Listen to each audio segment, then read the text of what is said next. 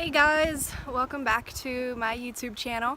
Today I want to talk a little bit about positive self-talk enhancing your psychic abilities. I have my chicken friends joining me today. You can see chicken friends. Say hi, girls. Very needy chickens. I'm kind of on a little bit of a busy street today, so excuse any crazy amounts of car traffic or noise. So, positive self-talk. Now, I'm sure you guys have heard a lot about needing to empower yourself, needing to say positive things, and we all struggle with our own ability to cultivate self-love and to stay positive when it seems like the whole world is coming down around us.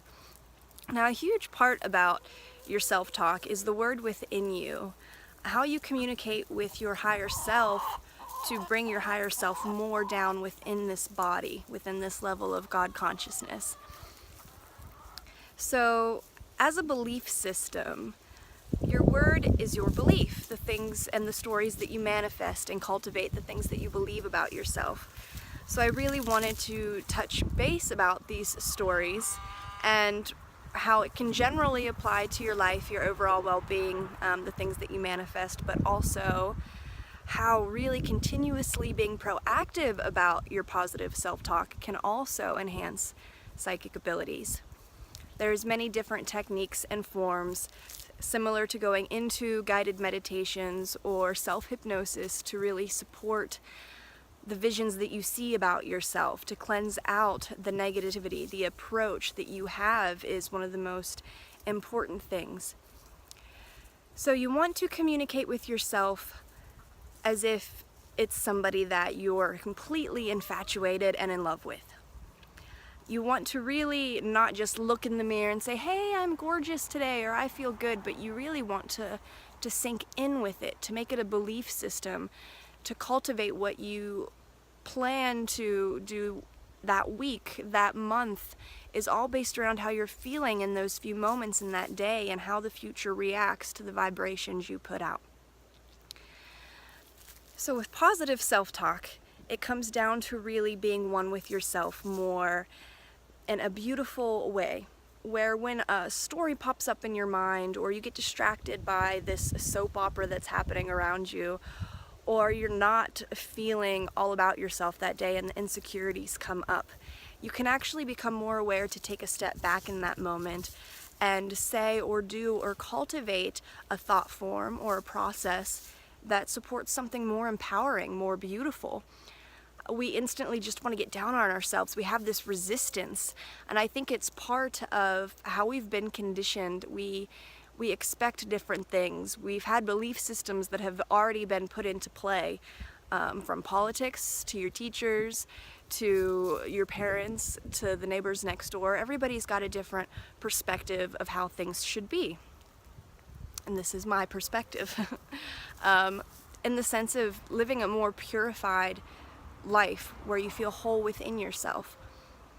So you want to take a step back from those stories, like we were just saying. You want to be more in the present moment where you take a proactive action to shift your level of consciousness, not to stay stuck rearing your wheels into the dirt about how frustrated you are, how angry you are, but so much so that you become aware of how angry you are. Maybe it makes you a little more angry because you're mad you're angry, but then you can laugh about it. You know, just bring yourself back to this place of, is this how I really want to be feeling? Is this going to affect me tomorrow? Is this going to send a shockwave of energy into the planet that affects others? Will it cause a butterfly effect? Start asking yourself questions about what the consequences or the cause and effect of what you're thinking really is.